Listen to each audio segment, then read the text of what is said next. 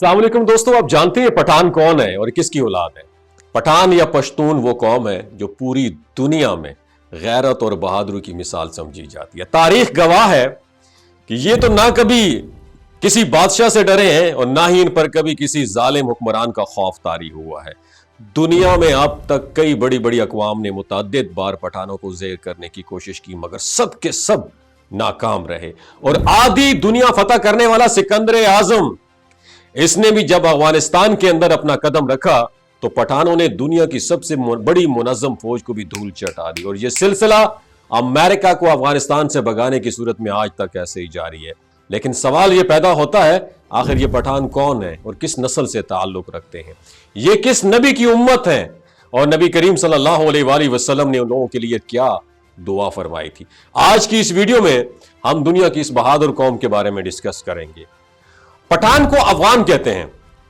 अफगान इसलिए कहते हैं कि अफगान हजरत सुलेमान अलैहिस्सलाम के एक बेटे का नाम था और उनको जिन्नात की जुबान काफी पसंद आया करती थी। लिहाजा उन्होंने अपने वालिद हजरत सुलेमान अलैहिस्सलाम से कहा कि आप जिन्नात को ऑर्डर दें कि मुझे अपनी लैंग्वेज जुबान सिखाएं। लिहाजा सुलेमान अलैहिस्सलाम के हुक्म पर जिन्नात ने उनके बेटे अफगान को उनकी जुबान सिखाई और बाद में यही जुबान पख्तून के नाम से मशहूर हो गई। पठानों की असलियत और कौमियत के बारे में मैं रवायात की बात कर रहा हूं। दोबारा रिपीट कर देता हूं, रिवायात जो हैं वो ये है कि पठान हजरत इब्राहीम अलैहिस्सलाम की औलाद में से हैं और हजरत इसहाक अलैहिस्सलाम की औलाद है, यानी ये लोग अपनी कौमियत की एतबार से बनी इसराइल है। दरअसल हजरत याकूब अलैहिस्सलाम का लकब इसराइल था, इसलिए उनकी औलाद को बनी इसराइल कहा जाता है। हजरत याकूब अलैहिस्सलाम के कितने बेटे थे? 12 बेटे थे और उन्हीं में से बनी इसराइल की 12 कौमें आगे चली और तारीख दानों के मुताबिक इन्हीं में से एक कौम इन्हीं पख्तूनों या पठानों पर भी मुश्तमिल थी। जब रसूलुल्लाह सल्लल्लाहु अलैहि वसल्लम ने दीन इस्लाम की तबलीग शुरू की और लोग जोक दर जोक इस्लाम कबूल करने लगे तो उस वक्त पठान कौम का सरदार था जिसका नाम था कैस अब्दुल रशीद। अपने पूरे खानदान के साथ आप सल्लल्लाहु अलैहि वसल्लम की खिदमत में हाजिर हुआ और आपके हाथ पर बैत करके मुसलमान हो गया। जो कि कैस की बात की जाए तो कैस एक इब्रानी लफ्ज है, लिहाजा आपने उसको तब्दील करके अब्दुल रशीद को नाम को पसंद फरमाया और यूं हजरत कैस अब्दुल रशीद ने अपने पूरे कबीले के साथ इस्लाम कबूल कर लिया और उसी तरह से उन्हें पहले पख्तून सहाबी होने का एजाज हासिल हुआ। आज दुनिया में वाहिद पख्तून कौम है कि जिसमें इस्लाम के अलावा कोई और दूसरा मजहब मौजूद नहीं है। और अगर आप किसी पख्तून से पूछेंगे कि वो मुसलमान हैं या पख्तून, तो वो आपको कुछ इस तरीके से जवाब देंगे कि हम पिछले 5000 साल से हम लोग पख्तून हैं, जबकि पिछले तकरीबन 1450 साल से हम लोग मुसलमान हैं।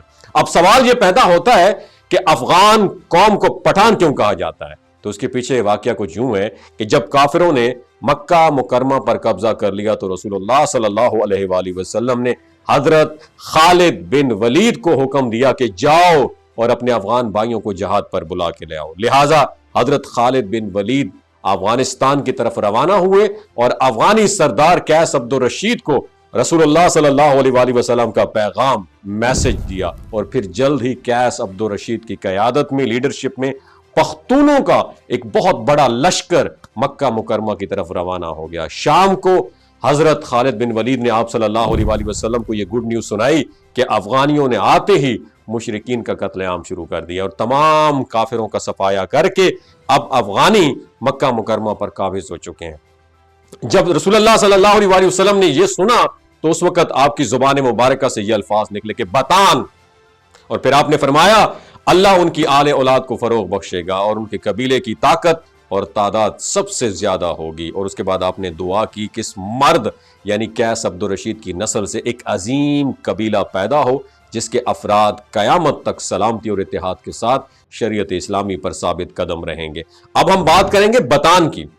बतान एक अरबी जुबान का लफ्ज है जिसका मतलब एक ऐसी लकड़ी होता है जो कि बड़े बड़े समुद्री जहाजों में इंस्टॉल की जाती है, लगाई जाती है, जिसको समुद्र का खतरनाक पानी भी कमजोर नहीं कर सकता। यानी पठानों को उनका ये नाम खुद आप सल्लल्लाहु अलैहि वसल्लम ने दिया है और जब ये बतान लफ्ज बरसगीर पहुंचा तो बतान से होता हुआ पठान हो गया। और आज इस कौम को फारसी में पश्तून, उनको मुकामी जुबान में पख्तून और उर्दू जुबान में पठान कह के पुकारा जाता है। ये कौम पूरी दुनिया के मुख्तलिफ इलाकों में फैली हुई एक गैरतमंद कौम शुमार की जाती है, जिनमें अफगानिस्तान, पाकिस्तान और भारत अव्वल नंबर पर आते हैं। पठानों ने क़याम पाकिस्तान के अंदर भी भरपूर हिस्सा लिया और बाज अंग्रेज मुअर्रिखीन का कहना है कि पठान कौम अर्जीनिया के किसी हिस्से में रहा करती थी और अर्जीनिया के लोगों का भी यही कहना है कि पठान कौम उन्हीं का एक हिस्सा है। सो पठानों का यही जहाद और अल्लाह ताला की राह में लड़ने का जज्बा है जो आज तक इस कौम के अंदर ऐसे बाकी है कि ये लोग अपने दीन को लेकर काफ़ी ज़्यादा स्ट्रिक्ट हैं और शरीयत और नाम खुदाबंदी के लिए हर वक्त मिटने को तैयार रहते हैं, जिसका नज़ारा हमें अक्सर दुनिया के मुख्तलिफ हिस्सों में देखने को मिलता है। इस कौम का जिक्र कुर्ब क़यामत पेश आने वाले वाक़यात में भी मिलता है और बाज़ मुअर्रिखीन के मुताबिक हज़रत इमाम महदी अलैहिस्सलाम की आमद के लिए जो बरसगीर से काले झंडों का लश्कर निकलेगा उनमें से काफी बड़ी तादाद इन्हीं पठानों पर मुश्तमिल होगी। और इस लश्कर के बारे में आप सल्लल्लाहु अलैहि वसल्लम का फरमान है कि कुर्ब क़यामत इस काले झंडे वाले लश्कर का रास्ता दुनिया में कोई भी नहीं रोक पाएगा, यहां तक कि ये काले झंडे बैतुल मक़दस के अंदर इंस्टॉल कर दिए जाएंगे। जबकि दूसरी अहादीस के मुताबिक ग़ज़वा हिंद का आगाज भी खुरासान यानी मौजूदा अफगानिस्तान और ईरान का जो इलाका है वहीं से शुरू होगा। चुनाचे अफगानियों की इस कदर गैरत, जुर्रत और बड़ी बड़ी सुपर पावर्स को बगैर किसी वेपन के धूल चटा देना, ये सब यकीनन आप सल्लल्लाहु अलैहि वसल्लम की दुआओं का असर है जो कि आपने इस कौम से खुश होकर उनके हक में अल्लाह ताला के हजूर की थी। दोस्तों, अगर आप अफगानी हैं, पठान हैं, पख्तून हैं, नीचे कमेंट सेक्शन में बताइएगा कि क्या मैं दुरुस्त कह रहा हूं या गलत कह रहा हूं।